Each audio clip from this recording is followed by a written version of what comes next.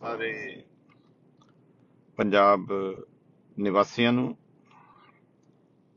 ਮੈਂ ਇਸ ਵੀਡੀਓ ਦੇ ਜਰੀਏ ਇੱਕ ਸੁਨੇਹਾ ਦੇਣਾ ਚਾਹੁੰਦਾ। ਅੱਜ ਜੋ ਪੰਜਾਬ ਦੇ ਹਾਲਾਤ ਆ, ਜੋ ਵੀ ਅਸ਼ਾਂਤੀ ਅੱਜ ਪੰਜਾਬ ਦੇ ਵਿੱਚ ਫੈਲੀ ਹੈ,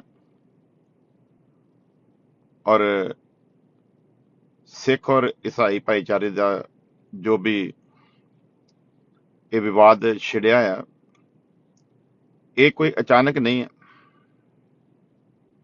ਸਿੱਖ ਤੇ ਮਸੀਹੀ ਲੋਕਾਂ ਦਾ ਇਹ ਵਿਵਾਦ ਅਚਾਨਕ ਨਹੀਂ ਹੋਇਆ। ਇਹ ਇੱਕ ਬਹੁਤ ਵੱਡੀ ਪ੍ਰੀ ਪਲਾਨਿੰਗ ਹੈ, ਇੱਕ ਬਹੁਤ ਵੱਡੀ ਯੋਜਨਾ ਹੈ। ਕੁਝ ਹੀ ਸਮਾਂ ਪਹਿਲਾਂ ਦੇਸ਼ ਦਾ ਇੱਕ ਉੱਚ ਕੋਟੀ ਦਾ ਨੇਤਾ, ਜਿਹੜਾ ਹਰ ਗੈਰ ਹਿੰਦੂ ਦਾ ਦੁਸ਼ਮਣ ਆ, ਉਹ ਭਾਵੇਂ ਸਿੱਖ ਹੋਵੇ, ਉਹ ਭਾਵੇਂ ਮੁਸਲਮਾਨ ਹੋਵੇ, ਉਹ ਭਾਵੇਂ ਕ੍ਰਿਸਚਨ ਹੋਵੇ, ਉਹ ਭਾਵੇਂ ਸ਼ਡਿਊਲ ਕਾਸਟ ਹੋਵੇ, ਉਹ ਭਾਵੇਂ ਬੈਕਵਰਡ ਕਲਾਸ ਦੇ ਨਾਲ ਵਾਸਤਾ ਰੱਖਦਾ ਹੋਵੇ, ਹਰੇਕ ਉਹ ਜਿਹੜਾ ਗੈਰ ਹਿੰਦੂ ਆ, ਉਹਦਾ ਉਹ ਬਹੁਤ ਵੱਡਾ ਦੁਸ਼ਮਣ ਆ। ਔਰ ਦੇਸ਼ ਪੱਧਰ ਦੇ ਉੱਤੇ ਉਹਦੇ ਵੱਲੋਂ ਇਹੋ ਜਿਹੀਆਂ ਬੜੀਆਂ ਵੱਡੀਆਂ ਵੱਡੀਆਂ ਸਾਜ਼ਿਸ਼ਾਂ ਕੀਤੀਆਂ ਜਾ ਰਹੀਆਂ। ਉਸੇ ਹੀ ਸਾਜ਼ਿਸ਼ ਦਾ ਇਹ ਨਤੀਜਾ ਹੈ ਅੱਜ ਪੰਜਾਬ ਦਾ ਮਾਹੌਲ। ਸੋ ਸਿੱਖ ਵੀਰਾਂ ਨੂੰ ਤੇ ਮਸੀਹੀ ਸਾਰੇ ਭੈਣ ਭਰਾਵਾਂ ਨੂੰ ਮੈਂ ਬੇਨਤੀ ਕਰਦਾ ਹਾਂ, ਇਹਨਾਂ ਦੀ ਇਸ ਸਾਜ਼ਿਸ਼ ਨੂੰ ਕਾਮਯਾਬ ਨਾ ਹੋਣ ਦਿਓ, ਨਹੀਂ ਤੇ ਪਛਤਾਵੇ ਤੋਂ ਇਲਾਵਾ ਹੱਥ ਪੱਲੇ ਕੁਛ ਨਹੀਂ ਪੈਣਾ। ਇਹ ਕੱਲਾ ਕੱਲਾ ਕਰਕੇ ਹਰ ਕੌਮ ਦਾ ਬੇੜਾ ਗਰਕ ਕਰ ਰਿਹਾ ਹੈ ਇਹ ਸ਼ਖਸ, ਜਿਹੜਾ ਇਹ ਉੱਚ ਕੋਟੀ ਦਾ ਨੇਤਾ ਹੈ। ਇਹ ਹਰੇਕ ਨੂੰ ਕੱਲੇ ਕੱਲੇ ਕਰਕੇ ਮਾਰਨਗੇ, ਲੋਕਾਂ ਨੂੰ ਆਪਸ ਵਿੱਚ ਲੜਾ ਕੇ ਮਾਰਨਗੇ। ਇਦਾਂ ਦੇ ਕਈ ਤਰੀਕੇ ਇਹ ਅਪਣਾਉਣਗੇ। ਕਿਸੇ ਨੂੰ ਧਰਮ ਦੇ ਨਾਂ ਤੇ ਲੜਾਉਣਗੇ, ਕਿਸੇ ਨੂੰ ਜਾਤੀ ਦੇ ਨਾਂ ਤੇ ਲੜਾਉਣਗੇ। ਇਹ ਉੱਚ ਕੋਟੀ ਦਾ ਨੇਤਾ ਕੁਝ ਸਮਾਂ ਪਹਿਲਾਂ ਹਰਿਮੰਦਰ ਸਾਹਿਬ ਆਇਆ ਸੀ, ਔਰ ਉਸ ਜਗ੍ਹਾ ਦੇ ਉੱਤੇ ਇਹਨੇ ਬੰਦ ਕਮਰਾ ਮੀਟਿੰਗ ਇੱਕ ਕੀਤੀ ਸੀ ਅਕਾਲ ਤਖਤ ਦੇ ਜਥੇਦਾਰ ਦੇ ਨਾਲ। ਅੱਜ ਜੋ ਹਾਲਾਤ ਤੁਸੀਂ ਦੇਖ ਰਹੇ ਹੋ, ਇਹ ਉਸੇ ਮੀਟਿੰਗ ਦਾ, ਉਸੇ ਬੰਦ ਕਮਰੇ 'ਚ ਕੀਤੀ ਗਈ ਪਲਾਨਿੰਗ ਦਾ ਇਹ ਨਤੀਜਾ ਆ। ਮਸੀਹੀ ਪ੍ਰੋਗਰਾਮ ਕਿਤੇ ਹੁਣ ਨਵੇਂ ਥੋੜੀ ਸ਼ੁਰੂ ਹੋਏ ਆ, ਇਹ ਤੇ ਚੱਲਦੇ ਆ ਰਹੇ ਸਦੀਆਂ ਤੋਂ। ਧਿਆਨ ਦਿਓ, ਜਦੋਂ ਪੰਜਾਬ ਦੇ ਵਿੱਚ ਖਾਲਿਸਤਾਨ ਦੀ ਮੰਗ ਉੱਠੀ ਸੀ, ਜਦੋਂ ਖਾੜਕੂਵਾਦ ਦਾ ਸਮਾਂ ਸੀ, ਉਸ ਸਮੇਂ ਦੇ ਵਿੱਚ ਵੀ ਕਿਸੇ ਇੱਕ ਵੀ ਮਸੀਹੀ ਬੰਦੇ ਦੇ ਉੱਤੇ ਕੋਈ ਹਮਲਾ ਨਹੀਂ ਸੀ ਹੋਇਆ। ਕਿਸੇ ਇੱਕ ਵੀ ਮਸੀਹੀ ਬੰਦੇ ਨੂੰ ਉਸ ਪੂਰੀ ਖਾੜਕੂ ਲਹਿਰ ਵਿੱਚ ਤੰਗ ਨਹੀਂ ਸੀ ਕੀਤਾ ਗਿਆ। ਫਿਰ ਇਹ ਅੱਜ ਅਚਾਨਕ ਕਿਉਂ ਆ? ਇਹਦੇ ਪਿੱਛੇ ਉਹੀ ਸ਼ਰਾਰਤੀ ਦਿਮਾਗ ਆ,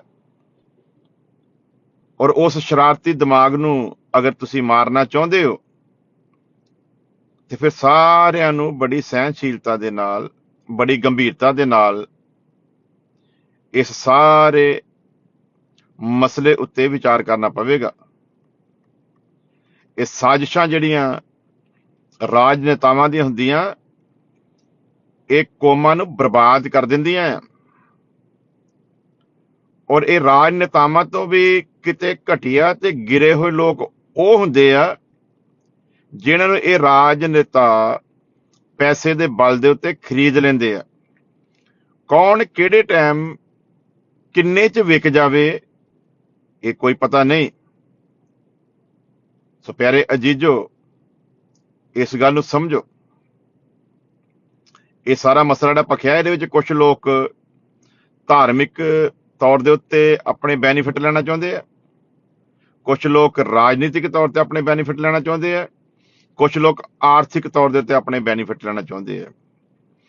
ਔਰ ਗੱਲ ਰਹੀ ਆਰਥਿਕ ਦੀ, ਤੇ ਤੁਸੀਂ ਸਾਰੇ ਦੇਸ਼ ਦੇ ਵਿੱਚ ਹਾਲਾਤ ਦੇਖ ਹੀ ਰਹੇ ਹੋ। ਉਸੇ ਉੱਚ ਕੋਟੀ ਦੇ ਨੇਤਾ ਵੱਲੋਂ ਬਾਕੀ ਪਾਰਟੀਆਂ ਨੂੰ, ਖੇਤਰੀ ਪਾਰਟੀਆਂ ਨੂੰ, ਸੂਬਾ ਪਾਰਟੀਆਂ ਨੂੰ ਖਤਮ ਕਰਨ ਦੇ ਲਈ MLA ਤੱਕ ਖਰੀਦੇ ਜਾ ਰਹੇ ਆ 25 25 30 30 35 35 ਕਰੋੜ ਰੁਪਏ ਦੇ ਵਿੱਚ। ਸੋ ਜਿੱਥੇ ਏਡੇ ਏਡੇ ਵੱਡੇ ਨੇਤਾ, ਏਡੇ ਏਡੇ ਵੱਡੇ ਮੰਤਰੀ ਵਿਕੀ ਜਾਂਦੇ, ਜਿੱਥੇ ਏਡੀਆਂ ਏਡੀਆਂ ਵੱਡੀਆਂ ਸਰਕਾਰਾਂ ਡਿੱਗੀ ਜਾਂਦੀਆਂ ਉਸ ਸ਼ਰਾਰਤੀ ਦਿਮਾਗ ਦੇ ਕਾਰਨ, ਉੱਥੇ ਵੀ ਤੁਸੀਂ ਹਿਸਾਬ ਲਾ ਲਓ ਕਿ ਉਹਦੀ ਬੰਦ ਕਮਰਾ ਮੀਟਿੰਗ ਹੋਈ ਆ, ਉਹਦੇ ਵਿੱਚ ਕਿੱਡਾ ਵੱਡਾ ਸੌਦਾ ਹੋਇਆ ਹੋਵੇਗਾ। ਸੋ ਪਿਆਰੇ ਅਜੀਜ਼ੋ, ਮੈਂ ਫਿਰ ਹੱਥ ਜੋੜ ਕੇ ਬੇਨਤੀ ਕਰਾਂਗਾ ਦੋਨੇ ਪਾਸਿਓਂ, ਸਿੱਖ ਵੀਰਾਂ ਨੂੰ ਵੀ ਔਰ ਮਸੀਹੀ ਵੀਰਾਂ ਨੂੰ ਵੀ, ਆਪਣਾ ਭਾਈਚਾਰਾ ਨਾ ਗਵਾ ਬੈਠਿਓ। ਇਹ ਧਰਮ ਦੇ ਠੇਕੇਦਾਰ ਤੇ ਇਹ ਰਾਜਨੇਤਾ, ਇਹ ਦੋਨੇ ਬੜੇ ਬੁਰੇ ਕਿਰਦਾਰ ਹੁੰਦੇ ਆ। ਔਰ ਇਹ ਹਿਸਾਬ ਲਾਓ ਕਿ ਜਦੋਂ ਇਹ ਦੋਨੇ ਮਿਲ ਜਾਣ ਤੇ ਫਿਰ ਕੀ ਕੁਝ ਨਹੀਂ ਹੋ ਸਕਦਾ। ਸੋ ਉਹ ਹੀ ਅੱਜ ਹੋ ਰਿਹਾ ਆ। ਸੋ ਸੰਭਲੋ, ਇਹਨਾਂ ਨੇ ਆਪਣੇ ਘਰ ਭਰ ਲੈਣੇ ਆ ਔਰ ਤੁਹਾਨੂੰ ਸਾਨੂੰ ਲੜਾ ਲੜਾ ਕੇ ਇਹਨਾਂ ਨੇ ਸਾਡਾ ਨੁਕਸਾਨ ਕਰਨਾ ਹੈ। ਸੋ ਹਰ ਬੰਦਾ ਆਪਣੇ ਮੂੰਹ ਚੋਂ ਕੁਝ ਵੀ ਇੱਕ ਦੂਸਰੇ ਦੇ ਖਿਲਾਫ ਕੱਢਣ ਤੋਂ ਪਹਿਲਾਂ 100 ਵਾਰੀ ਸੋਚੇ, ਕਿਉਂਕਿ ਤੁਸੀਂ ਜਾਣਦੇ ਹੋ ਕਿ ਜਿਹੜੀ RSS ਜਮਾਤ ਆ, ਇਹਦਾ ਮੁੱਖ ਜਿਹੜਾ ਇਸ ਸਮੇਂ ਟਾਰਗੇਟ ਆ ਉਹ ਕੀ ਆ? ਇਹਦਾ ਮੁੱਖ ਟਾਰਗੇਟ ਇਹ ਆ ਕਿ BJP ਸਰਕਾਰ ਰਹਿੰਦਿਆਂ ਕਿਸੇ ਨਾ ਕਿਸੇ ਤਰ੍ਹਾਂ ਕੁਝ ਵੀ ਕਰਕੇ ਇਸ ਭਾਰਤ ਨੂੰ ਹਿੰਦੂ ਰਾਸ਼ਟਰ ਬਣਾਇਆ ਜਾਵੇ, ਦੇਸ਼ ਦਾ ਸੰਵਿਧਾਨ ਬਦਲ ਦਿੱਤਾ ਜਾਵੇ, ਉਹਦੀ ਜਗ੍ਹਾ ਤੇ ਨਵਾਂ ਸੰਵਿਧਾਨ ਲਿਆ ਕੇ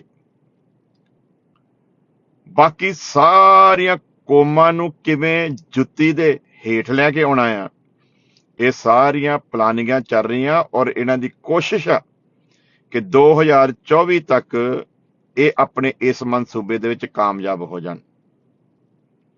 ਔਰ ਉਹਨਾਂ ਨੂੰ ਕਾਮਯਾਬ ਹੋਣ ਤੋਂ ਕੋਈ ਨਹੀਂ ਰੋਕ ਸਕਦਾ ਜਿੰਨੀ ਦੇਰ ਤੱਕ ਬਾਕੀ ਸਭ ਗੈਰ ਹਿੰਦੂ ਲੋਕ ਇੱਕ ਮੰਚ ਤੇ ਨਹੀਂ ਹੁੰਦੇ, ਇੱਕ ਜਗ੍ਹਾ ਇਕੱਠੇ ਨਹੀਂ ਹੁੰਦੇ, ਵਿਚਾਰਾਂ ਨਹੀਂ ਕਰਦੇ ਔਰ ਇਹਨਾਂ ਦੀਆਂ ਸਾਜ਼ਿਸ਼ਾਂ ਨੂੰ ਫੇਲ ਨਹੀਂ ਕਰਦੇ। ਤੇ ਫਿਰ ਪਿਆਰੇ ਅਜੀਜ਼ੋ, ਯਾਦ ਰੱਖਿਓ, ਫਿਰ ਭਾਰਤ ਨੂੰ ਹਿੰਦੂ ਰਾਸ਼ਟਰ ਬਣਨ ਤੋਂ ਦੁਨੀਆ ਦੀ ਕੋਈ ਤਾਕਤ ਰੋਕ ਨਹੀਂ ਸਕਦੀ। ਔਰ ਅਗਰ ਤੁਸੀਂ ਇਨਸਾਨ ਬਣ ਕੇ ਜੀਣਾ ਚਾਹੁੰਦੇ ਹੋ ਤੇ ਫਿਰ ਅੱਜ ਤੁਹਾਡੇ ਕੋਲ ਵੇਲਾ ਆ, ਇਹਨਾਂ ਮਨਸੂਬਿਆਂ ਨੂੰ ਫੇਲ ਕਰੋ।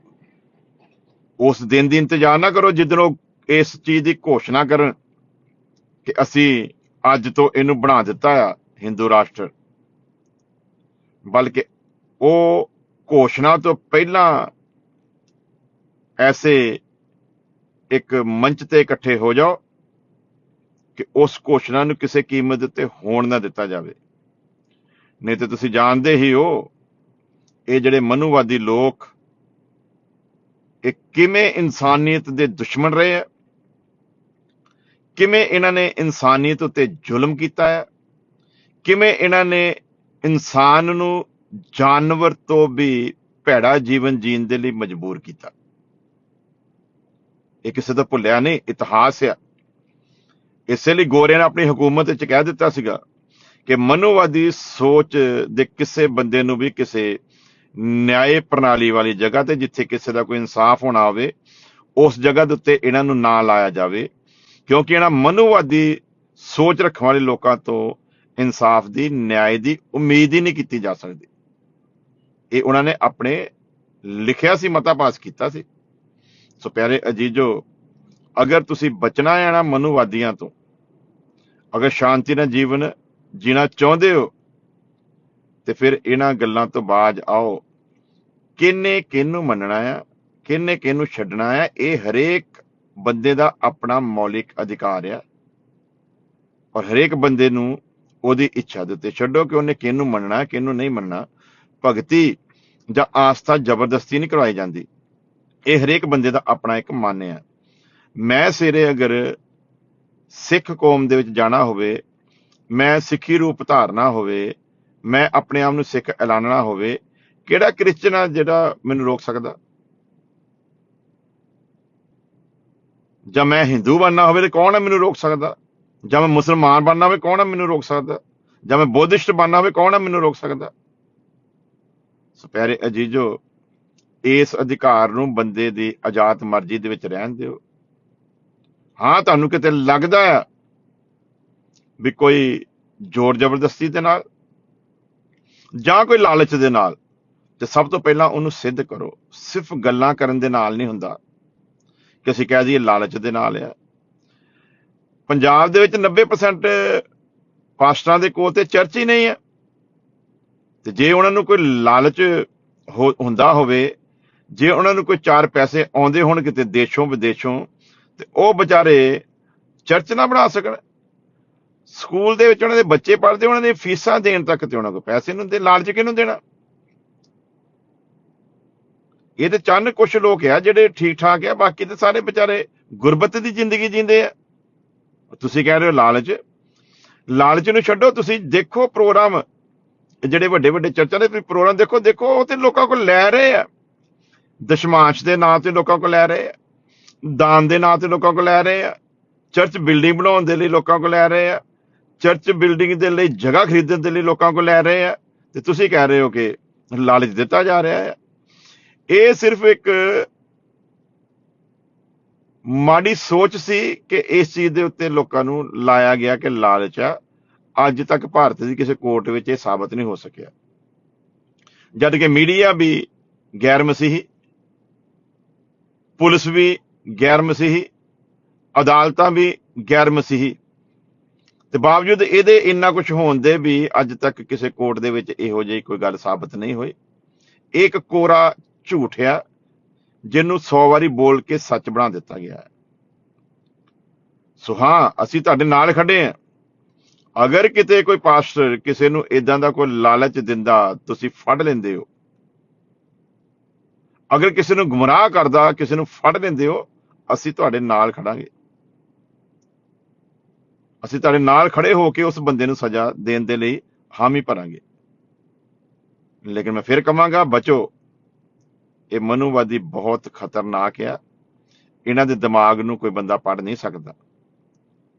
ਇਸ ਲਈ ਜੇ ਬਚਣਾ ਆ ਤੇ ਫਿਰ ਇੱਕ ਮਨ ਹੋ ਜਾਓ, ਇੱਕ ਚਿੱਤ ਹੋ ਜਾਓ, ਇੱਕ ਮੰਚ ਤੇ ਇਕੱਠੇ ਹੋ ਜਾਓ।